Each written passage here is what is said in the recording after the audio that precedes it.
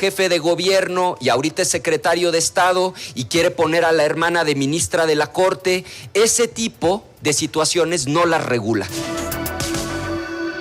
En unos cuantos minutos, senadores de la República, integrantes de las Comisiones Unidas de Estudios Legislativos y Puntos Constitucionales, van a debatir el dictamen de la iniciativa enviada por la Presidenta de la República en dos sentidos. Una iniciativa, ya lo escuchó usted, en materia de política electoral, en primer término, que cancela la posibilidad de reelección para cualquier cargo público, y la segunda, el llamado nepotismo electoral. Vamos a hablar del tema con la senadora Claudia Anaya, ella es senadora del PRI y siempre me da mucho gusto saludarla.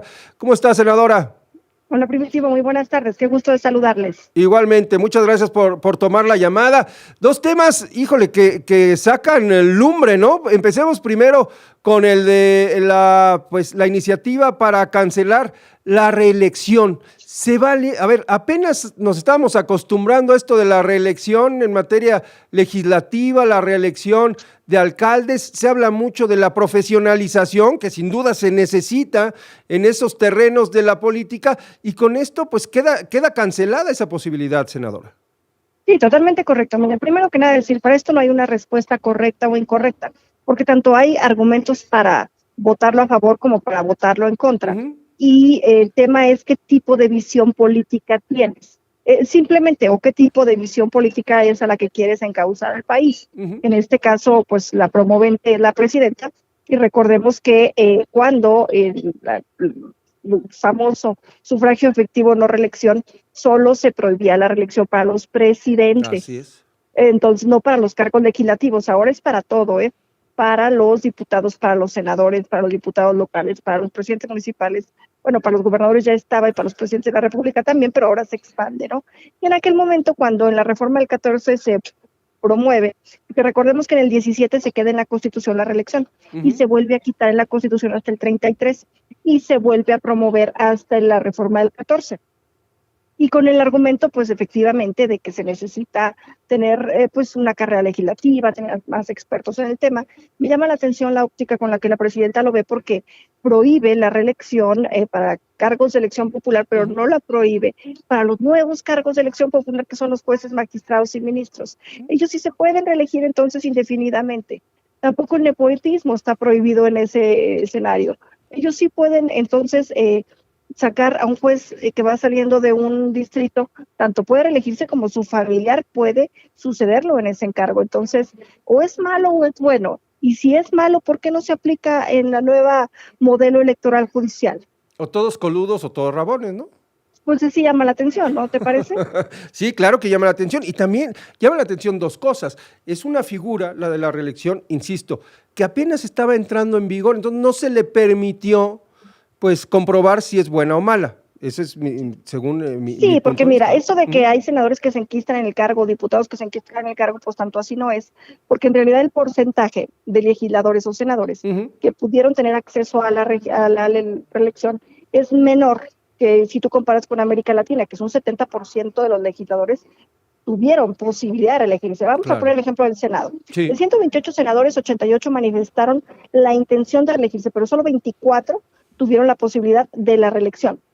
24 de 128. Entonces, si tú te fijas, pues así que es una mínima parte. En Cámara de Diputados está mucho peor el porcentaje, porque allá me parece que son 34 legisladores los que llevan ya la reelección de periodos y son 500. Sí, ni siquiera el 10% de los diputados, ¿no? Ahora, no, entonces sí hay una oxigenación en las cámaras, siendo realistas, los números lo dicen.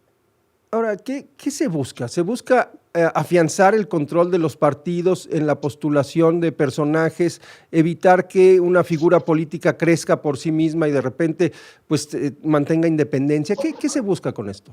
Bueno, pues históricamente habrá que revisar quiénes tomaron las decisiones. A ver, en el 33, quien retiró la posibilidad de la reelección fue Plutarco Elías Calles, y fue precisamente porque en las cámaras había gente que pues ya no le parecía que cumplía con el perfil de su proyecto político, y él quiso determinar quiénes iban y quiénes no iban a una contienda electoral, pero no para reelegirse, porque eso finalmente presiona al presidente. ¿Sabes cómo le dices? Bueno, sí te ayudo, pero permíteme reelegirte. No, entonces la otra sí es un control presidencial. Y la posibilidad de la reelección siempre da más margen de maniobra para que el legislador trace una ruta política propia.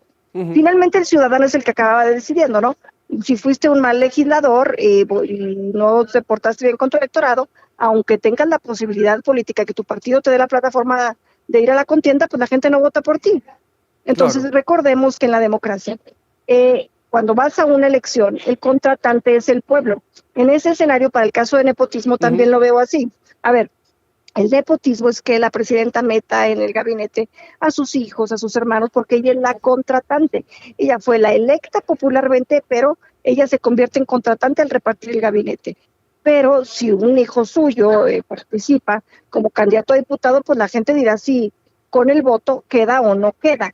No me parece que eso sea nepotismo, aunque efectivamente ellos tienen control político a través de su partido y a través del gobierno. Bueno, puede pasar lo que ocurrió, por ejemplo, en la alcaldía Cuauhtémoc, ¿no? Donde Ricardo Monreal, pues fue jefe de la alcaldía, y bueno, tiempo después, pero por su influencia, pues Katy Monreal se postuló.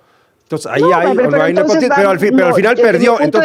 Pero al final perdió. Entonces la última palabra la tiene el electorado. Entonces, ¿qué sentido tiene poner una traba, ¿no? Digamos, un obstáculo contra pues la designación de candidatos? Cuando ¿es la única forma de nepotismo que hay, senadora? No, hay muchas, y como te digo, en el Poder Judicial permanece, ¿no? ¿Qué no se suponía? Que una de las razones por las que se hacía la reforma judicial era que porque el Poder Judicial estaba lleno de familiares, que porque unas familias se habían enquistado en el Poder Judicial, bueno, pues entonces prevalece el modelito. Entonces, como te fijas, todos los argumentos que fueron dando para desmantelar el Poder Judicial, para acabar con pues división de poderes, prevalecen. A ver, ¿por qué lo dejan? Que lo quiten, que quiten la posibilidad de reelección y la posibilidad de nepotismo en el Poder Judicial. Si es que sus argumentos son válidos, entonces. ¿Hasta dónde tendría que ir una iniciativa contra el nepotismo para que fuera realmente efectiva? Mira, yo creo que en los cargos de elección popular, como te lo comento, el contratante es la gente, debe de haber más posibilidad y derechos políticos electorales garantizados. Creo que incluso podríamos violar algunas convenciones internacionales con estas limitaciones que se están haciendo. Sí, el nepotismo debiera ponerse y regularse más, como en el tema que estás viendo que gobernadores contratan a sus hijos de asesores, aunque sean en cargos honorarios. Bueno, pues eso sí ya puede un poco llevarnos al tráfico de influencias, aun y cuando no tengan un cargo, ¿sabes? Como pagado, a un sueldo, pues. Creo que esos son los aristas que tenemos que estar un poco revisando, pero yo sí veo que es una manera de hacer control político. Como te digo, no hay una respuesta correcta y una respuesta incorrecta. Esto es un tema de visión política y a mí me parece que Morena quiere tener todo el control político del país, que hacia allá van. Hay quien dice que cuando la presidenta Claudia Sheinbaum habla y retoma esta frase de sufragio efectivo, no reelección, más que rendir homenaje o referencia a Benito Juárez, pues hace referencia al espíritu de Plutarco Elías Calles. Pues sí, porque fue Plutarco el que la puso en el 33, ¿no? Pues en la Constitución del 17 no estaba y fue para el tema de la presidencia, pues.